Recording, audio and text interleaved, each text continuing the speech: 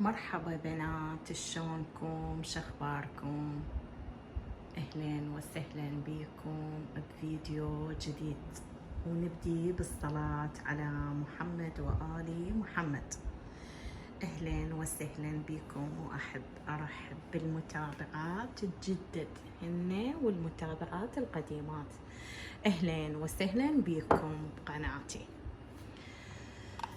اليوم راح اسوي طبخة.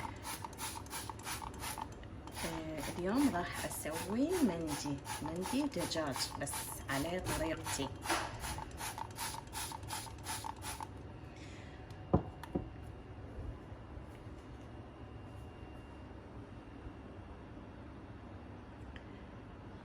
وهسه بنات هذا التمن بسمتي حبة طويلة، هو هذا احسن نوعية للمندي. راح انقعه وبعدين ابلش بالخلطة. هو يحب التنقيع.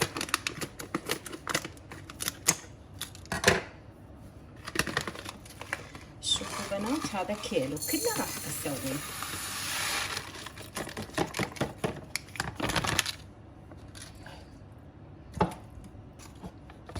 هسه راح انقع التمن، وهاي هسه راح انقع التمن هذا اغسله كله زين وانقعه وابقيه بالتنقيع. وهاي الدجاجة هم راح اغسلها كل زين، وراح تشوفوها شلون اطبخها. يلا نبدي بسم الله. وهسه بنات غسلت التمن.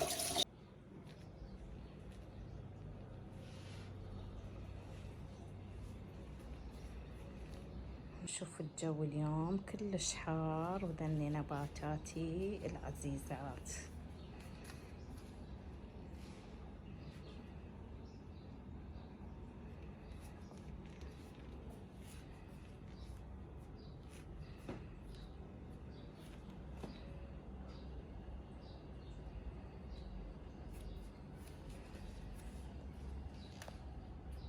وهسه بنات فار المي عندي، راح اسلق الدجاجة. اخلي 2 نومي بصرة وواحد راس بصل، واخلي هنا هيل. اكو يعني دول تسميه حبهان. هذني هسه راح اسلق بيهم الدجاجة.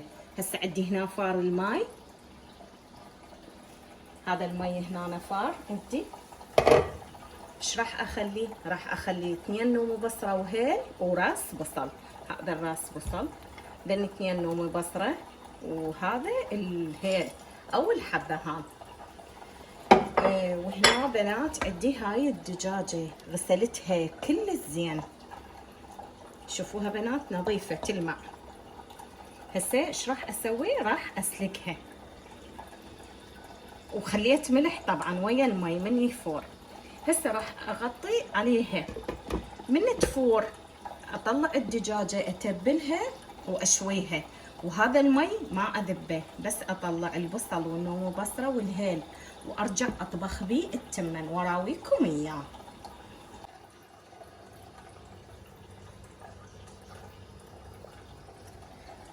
وهسه بنات شوفوا باعوا بنات،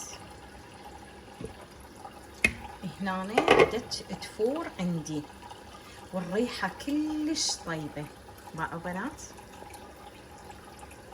الريحة كلش طيبة، طبعا ما بيها كل زفرة الدجاجة لان غسلتها ونظفتها. وهذا المي ما راح اذبه، راح اطبخ بيه التمن.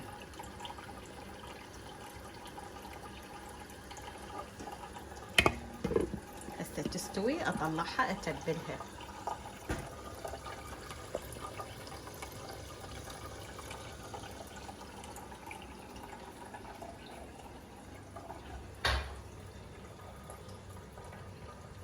وهسه بنات راح اسوي التتبيله مالت المندي. هنا عندي بهارات مندي وهيل مطحون وقرنفل، فلفل اسود، كاري، زيت شويه، وهنا عندي ثوم مطحون ونمو بصره. كل شيء من هذا راح اخلي بقد هاي الملعقه. هسه نبدي بسم الله. هسه اضيف الخل، هذا خل ابيض، وراح اضيف بهارات المندي. هاي بهارات المندي. وهنا عندي هيل مطحون، هذا هيل مطحون بنات، هيجي كافي لأن أنا خليت. وهنا بنات نحط قرنفل، ريحته طيبة طبعا مو مشكلة نخلي. وهنا راح اخليها من فلفل اسود، هيجي كلش كافي. وهسي راح اخلي كاري بنات. طبعا راح اكتب لكم البهارات يعني الطريقة كلها اكتبها لكم بصندوق الوصف. وهسه بنات راح اخلي ثوم مطحون.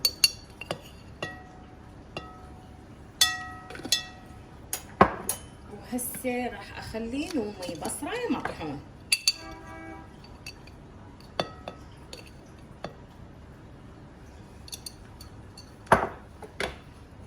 هنا هسه نجي راح اخلي اللي هو يسوي لون الدجاجة مال المندي. هنا راح اخلي صبغة اللوزينة، واذا احتاج يعني بعد اخلي. وهنا عندي ملون غذائي، هذا بنات شوفوا واضح عندكم، هذا الملون الغذائي. وهسه بنات راح اخبط هاي التتبيله كلها وراح اتبل بيها الدجاجه. شوفوا بنات سلقتها واستوت، راح اتبلها هنا بالتتبيله واخذها على الشوايه راح اشويها. هسه اراويكم اياها. وهسه راح اخلي شويه زيت، خلينا شويه زيت نباتي، هذا نستعمله يعني للطبخ للقلي، زيت نباتي. وهسه بنات راح اخلي ملح، نملح الدجاجه، لا تقولون هواي لان هذا ما يملح. هسه راح كل هاي التتبيله اتبل بيها الدجاجه وادخلها على الفرن اشويها. وهسه بنات شوفوا تبلتها بالتتبيله، يعني انا سلقتها وسويت التتبيله من هاي البهارات اللي قلت لكم بيها.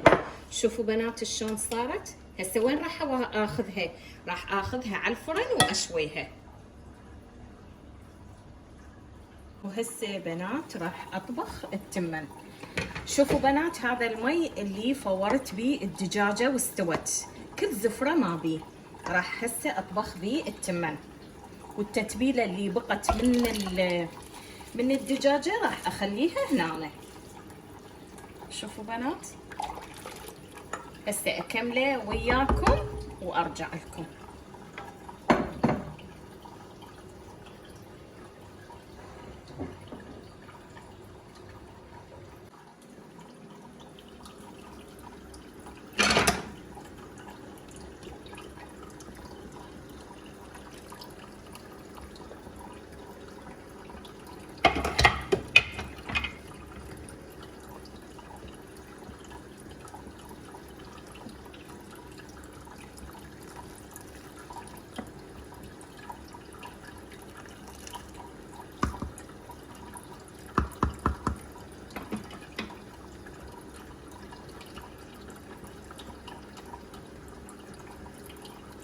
وهسه بنات شوفوا الدجاجة شلون صارت.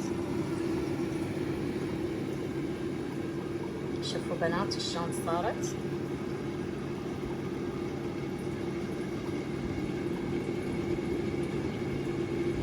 ما شاء الله والريحة تجنن. طبعا انا عندي الفرن عاطل وشويتها بالقلاية الهوائية عادي يصير.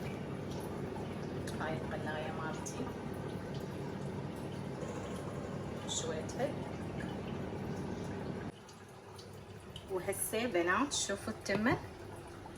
شوفوا بنات هاي التتبيله اللي بقت من الدجاجه خليتها هنا بالتمن. هسه خليتها على نار ناصيه كلش. شوفوا بنات هاي النار كلش ناصيه. خليه يتهدر على راحته، وبعدين هذا التمن كله اقلبه راح يصير الوان تمن مندي. اراويكم النتيجة بنات.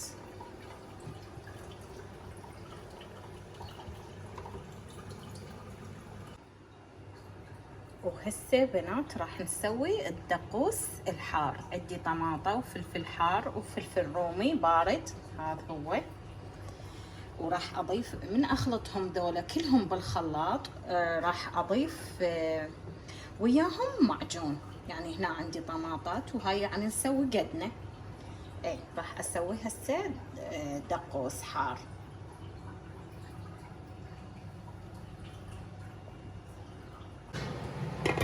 وهسه بنات هذا التمن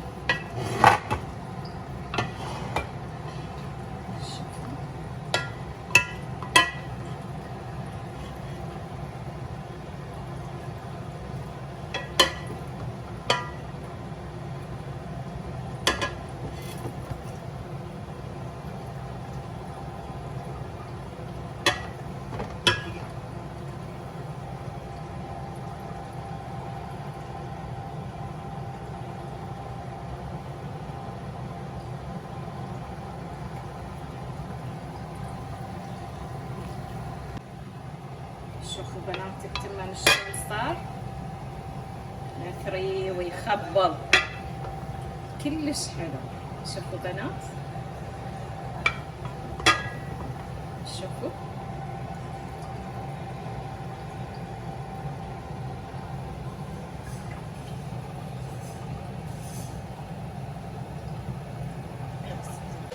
هسه بنات شوفوا الدجاجة شلون صارت، طلعت تجنن. شوفوا بنات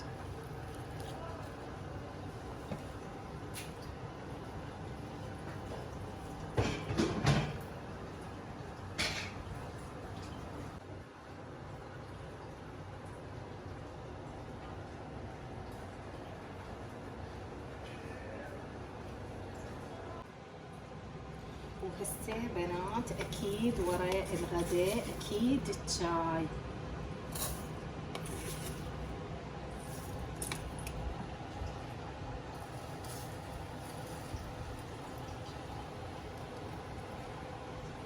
بتمنى الفيديو يعجبكم بنات حبايبي.